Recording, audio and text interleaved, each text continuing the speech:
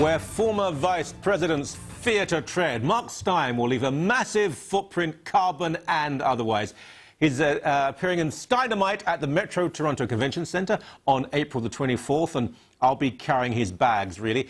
He's out somewhere in Vermont, I think, right now, in a lovely little studio. How are you? Hey, I'm doing great, Michael. I look on you as my trusty native bearer. When it's too dangerous to go to Canada, when it's too dangerous for Dick Cheney to go to Canada, I say it's just about manageable as long as you've got some loyal, trusty native bearer who'd take a bullet for you, and that's the way I look on you. Yes, I think this is probably my role in life, and I'm not disputing it. Now, we should establish here, well, I don't know, I want to know your opinion. Cheney Council, what he said was, and I can understand this to a degree, it wasn't so much the security issue, it was he has heart problems, and if he's being besieged by crazy lefties and Muslims outside the building and can't get to a hospital, it could be fatal. Yes, no, I mean, the situation here is in Vancouver, he was trapped inside the building for 7 hours. He does have a heart condition, so if he was trapped inside the Metro Centre, Toronto, for 7 hours before the ambulance can take him to emergency at Princess Margaret Hospital for another 7 hours of sitting around the emergency room, that could get quite serious. So I think there are actual reasons for him to be wary about this. My problem is, I thought when you look at that video, the Vancouver police behaved totally disgracefully there, just as the Ottawa police did during the Ann Coulter thing, and the Toronto police did during the G20. I actually think there's a crisis. I don't want to provoke them into ensuring that I get stampeded into the ground on April 24th, but I do think there is actually a kind of mini crisis in the competence of Canadian policing. And by the way, this is before we mention any of the other even more serious things like Caledonia. I think there's the police are supposed to keep the Queen's peace, and in all these situations they've actually cooperated with the thugs and bullies. Mm-hmm. Yes, they are meant to keep the Queen's peace. They respect the peace of Queens during the Pride Parade, but other than that, you know, the Tamil protesters blocked a major highway, and it's... Is there, what is that crack, Michael? Is this like some homophobic drinking game? Ding, you've got 10 points or something. That's it's a bit early in the day for that, isn't it? Nothing homophobic about that at all. Now, so we've got rid of Dick Cheney. Instead of Dick Cheney, they said, would you come and fill the spot? You'll probably saw more people than he would. What will you be doing? Because I just get these little notes saying, Michael, are you musical? Are your family prepared to perform in a skit? So what actually will you be doing? No, I had this situation in London, Ontario, with the same promoters of our event on April the 24th, where we found ourselves being upgraded to a fairly cavernous barn of a theatre, and I had to think of a few diversions to fill it. And I said about a week before the show, can we get a dominatrix, a fire-breathing imam, and a piano player? We had no trouble getting a dominatrix and a fire-breathing imam. Apparently, they're the two biggest demographics in London, Ontario, but we had tremendous difficulty getting a piano player. In the end, the imam had to play the piano. There's no difficulty getting a dominatrix and if you're ever in London, Ontario on a dull bank holiday weekend, Michael, this is useful advice. Dominatrixes, or dominatrices, I think, if you're a Latin scholar, dominatrixes and imams, they're dropping off the trees, but a piano player is harder to find. So we're not sure yet what cast of thousands we'll need for the big Steyn-A-Mite show, but we'll certainly need some. Right. Mistress Whiplash a la Akbar, or something like that. But you will be... That's right. I mean, people need to know, you will be speaking about issues of freedom, politics, US, Canada. It'll be fun, but also there'll be a lot of meat and content here. Absolutely. I mean, I think almost everything these days boils down to a freedom of speech issue. The conventional wisdom, the so-called conventional wisdom in the West, you're having Viscount Moncton on the show. Viscount Moncton is someone who has suffered for the same reason as some of the rest of us has. He has a dissenting view on the climate change thing. He's brimming with facts on this stuff. If you ever see him up against any of the eco types when they're going back and forth at it, he's a barrage of information. But the left would rather not hold that discussion. They simply say, well, this is settled. If you disagree, you must be mentally ill, or you must be sexist, or you must be racist, or you must be homophobic. And I think the conventional wisdom is part of what's led to the total insolvency of the Western world, apart from anything else, and that we actually need a bigger and wider debate. So I think everything comes back to freedom of speech issues in the end. Now, I have to say, in Canada, it has got better, and I certainly think that you and Ezra Levant did a lot of the work here. But the human rights commissions, they still exist, but they're looking over their shoulder. And although the culture is still quite oppressive, compared to, say, 5 years ago, I believe we have more freedom.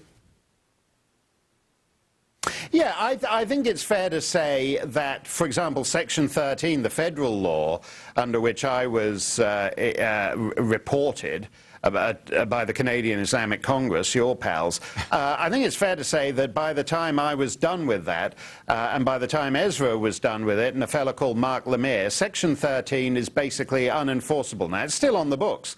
You know, there's a lot of wacky laws on the books. You know, from the 14th century, you can't wear a snood on Shrove Tuesday or whatever. There's a lot of wacky laws that are still on the books but are not enforced. And I think Section 13 of the Canadian Human Rights Code has joined that. I doubt that ridiculous person, Barbara Hall, who's the Chief Commissar of the Ontario Human Rights Commission, would be eager to tangle with me again. But if she wants to swing by the Metro Centre on April 24th and take another whack at me, bring it on, baby. Bring it on, Barb. But I think you're right. I think generally these laws have become disreputable, and these commissions do not want to attract the scrutiny they did from Ezra and me 2 or 3 years ago. Yeah, I think that's true. I mean, there are rumours, we have no idea if they're true, that Bernie Farber, who was a failed Liberal candidate in the last provincial election, may get some position with the Ontario Human Rights Commission. Now, Bernie was, I suppose, the chief officer. They deserve each other, by the way. Yeah, they do, don't they? I mean, when he was at the Canadian Jewish Congress, and I'm fond of Bernie, but he seemed to think that neo-Nazi skinheads were the major issue and not Islamic fundamentalism. Is that sort of archaic view of where the threats are that causes so many problems? Yeah, well, look, it's not very difficult. Jews shouldn't be in the censorship business. He should know better than that. You know, the Weimar Republic was a veritable proto-Trudopia of hate speech laws. There were, in the late 20s, there were 200 prosecutions of the Nazi Party before they came to power in 1933. Hitler was banned from giving speeches in Bavaria.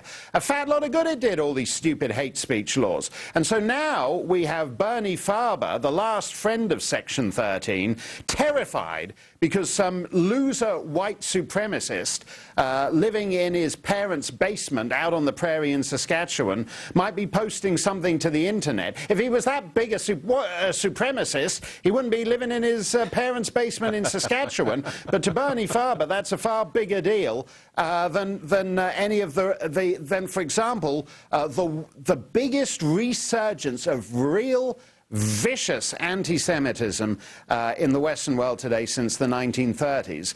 Bernie, it's easy to strut about as a conquering hero if the enemies you're conquering were vanquished 70 years ago. The world moves on, and the guy drawing swastikas in the last payphone in Podunk Nunavut is not a threat to Canadian society. Oh, Dick Cheney would never have said this. By the way, Bernie, you know where to find us. Mark, stay where you are. We'll do one more segment in a few moments' time. Take care.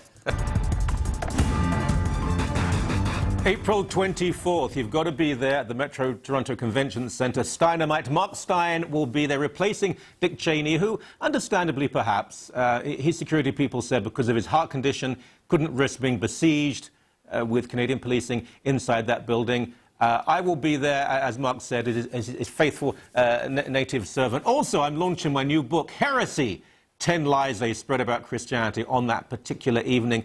Now, Mark, I want to ask you about. Yeah, I'm looking forward to that, Michael. That the launch of your book, and I'm glad to hear that my medical authorities down here have certified that my heart is strong enough to withstand Canadian policing. So I'm in a better position than Dick Cheney on that. Well, I consulted my doctors, and they said couldn't care less. Now, the quit and the dead. This is about the piece you wrote. It concerns an ad that was put forward. Was it the New York Times that rejected it? Yeah, the New York Times the other day ran this ad, Time to Quit the Catholic Church, an open letter to nominal and liberal Catholics. All this business about contraception, the great contraceptive crisis that's gripping the United States at the moment. If you're planning a weekend in New York, remember to bring your own contraceptives, Michael, because there's a crisis in contraception down here. Rick Santorum has taken away all the condoms across the country, so you'll have to smuggle them in under the dirty nuke, and the immigration border people won't spot a thing. But anyway, because of the great contraceptive crisis, the New York Times ran this full-page ad from a group who wants freedom from religion, called Time to Quit the Catholic Church, an open letter to nominal and liberal Catholics. Pamela Geller submitted an identical ad, Time to Quit Islam, an open letter to moderate Muslims, in which she basically used the analogous pitch of the Time to Quit the Catholic Church letter. She just simply took the word Catholic Church out and replaced it with Islam. But otherwise, as I said, it was an entirely analogous pitch. And oddly enough, the New York Times, which didn't mind advising its readers to quit the Catholic Church, had a totally different take on whether they were willing to run an ad advising people to quit Islam. And the executive honcho of corporate twaddle at the New York Times called her up and said that in the present climate, he didn't think it was sensitive to run this ad. Well, she said that's the point of the ad. You mean to say that if Catholics threatened to burn down the New York Times building, you wouldn't run an anti-Catholic ad either? And I think that's, again, just to get back to what we were talking about earlier, that's why actually broadening the bounds of expression is so important. I'm so sick. I don't congratulate myself on my courage the way most journalists and commentators and pundits do incessantly, far more than firemen or soldiers, by the way. But I'm entirely sick of the cardboard courage of people who think, oh, well, you know, we can, it's great to show the Virgin Mary covered in elephant dung. It's great to write a play in which a gay Jesus gets sodomized by Judas Iscariot. But when it comes to certain other religions, when a little bit more motivated crowd might be waiting for you outside the stage door, then suddenly all that bold courage that these guys congratulate themselves on goes missing. And that's really what that New York Times acceptance of the Time to Quit the Catholic Church ad and rejection of the Time to Quit Islam ad is all about. Mm-hmm. Well, we remember the New York Times when they showed the picture of, you mentioned the Virgin Mary covered in animal dung. They showed the picture when they were talking about the famous, not infamous, but famous cartoon, Kurt Vestergaard of Muhammad. They refused to print the cartoon. They said, we can describe it authentically and properly in our own words, which apparently they couldn't do when it came to the picture of the Virgin Mary covered in excrement.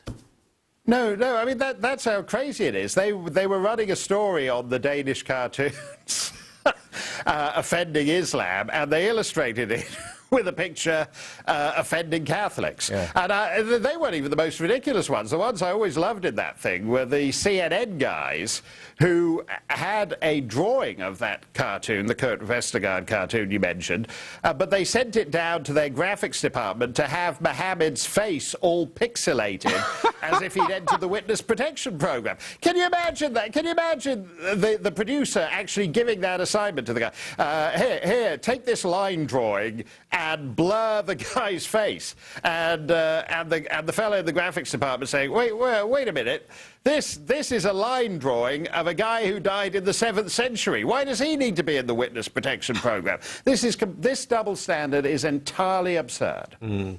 Anyone who was unsure about coming to Steyn-A-Mite on April the 24th, they're now buying their tickets. Now, you sit in for Rush Limbaugh on a pretty regular basis. Have you ever used the word slut on his show? Well, I am a slut in that when everyone else was when everyone else was boycotting Rush. They offered me, I forget what it is, I think it's $27.84, maybe Canadian, $27.84 to guest host the show, and I said, oh, I'm such a slut, I'm such a prostitute, Rush, but I'll do it. So, while I don't know how many others have bailed on him, but I'm happy to take Rush's shilling on that show. Well, so you should. The hypocrisy is overwhelming. Whether we agree with the use of the word or not, far, far worse is used on a regular basis by his liberal rivals, but when he uses the word slut, suddenly even the band Rush say, this is going too far. No, I know. I mean, I think that gets back to the double standard. I mean, you know, all these these slightly deranged comics who are always applying the C word to Sarah Palin. Yeah. And I love the way the guy Bill Maher, who describes Sarah Palin that way, he gave $1 million to Obama's super PAC. And I loved watching whichever Obama aide it was twisting himself pretzel-like into contortions to explain why comics going on a so-called comedy show and using what women generally regard as the worst four-letter word and most derogatory four-letter word to describe Sarah Palin, who is in fact a private citizen, that is fine. That is completely fine to do that. That's nothing like describing a woman who wants taxpayers to fund her contraception as a slut. So I think there is a double standard here. I'm not in favour. I don't particularly think that's the best characterization of this woman at Georgetown Law, but I do think that when you have women in their 30s whose starting salary on leaving Georgetown Law is $160,000 a year. That's the average starting salary of a Georgetown Law graduate. And they're complaining about $3,000, which is their alleged cost of contraception in the time they're in a law school. That's actually less than their first week starting salary when they graduate Georgetown Law. So why can't they go to the First National Bank of Georgetown and say, can you lend me $3,000 for my birth control? I'll pay you back at the end of my first week. When the brokest nation in history is demanding that taxpayers pay for contraception pills, I mean, whether or not it's a good idea, this nation is broke. The United States is broker than anyone's ever been. People moan in Canada about the deficit that Stephen Harper has run up in the last couple of years. That's due to be paid off by 2013, which is next year. The United States budget deficit isn't due to be paid off ever. The official Congressional Budget Office projections predict the total collapse of the entire American economy by 2027. And people say, well, that's 15 years. 15 years to total collapse. But people say, well, so what? Let's just get some free condoms and IUDs and pills and sponges, and let's party till the total implosion of the U.S. economy in 15 years' time. All right. That's great. All right. Why not? Why not party as you go down? So to speak. April 24th, Metro Toronto Convention Centre, Steyn-A-Mite. Google Steyn-A-Mite or Mark Steyn Toronto, and you can get all the details. Mark, I'll see you very soon. Thank you. That was a pleasure. My pleasure, Michael. And don't forget, folks, we will have logoed Michael Coren condoms to give away at the big Steyn-A-Mite event.